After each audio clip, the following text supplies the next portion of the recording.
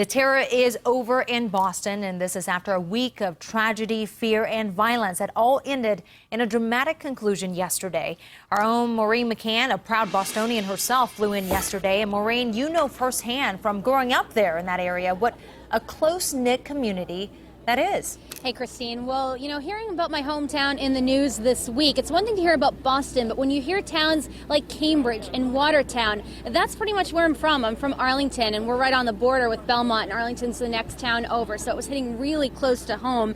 And it was just the focus of the media universe, and it continues to be. As you can see, a huge presence here this morning as people are starting to wake up and realize what happened last night, and of course, what happened the past couple of days. Now, of course, the past couple of days have been very active. When we got here last night, the city was on lockdown. There was no traffic, and we got over to Watertown with no problem, which is completely unlike what a Friday in Boston would look like. But once we got here, we started talking to some locals about the terror that they had just gone through.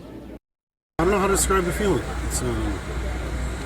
It was weird. It was weird. A sense of relief. The relief is definitely there. I mean, this was like a cowardly, cowardly act on humanity, and I mean, for these guys to be caught now and hopefully feel the wrath of justice, that's all you can ask for. Also here for the cheers and the celebrations last night once we heard that the suspect was captured. And I was here for the Red Sox World Series in 2004, and I got to say, just the type of camaraderie and celebration that came together was very similar to that, which, of course, we haven't forgot about the victims, but still, there was a lot of celebration last night. Every emergency vehicle that came through was just followed by cheers. Now, of course, now that has now ended, people are starting to remember, of course, all the devastation that created all of this. And there's still a lot of shock and sadness and confusion over how something could happen in a place like this. But things are starting to get back to normal today here in Boston. If there's one thing that people here in Boston can come together on, it's sports. And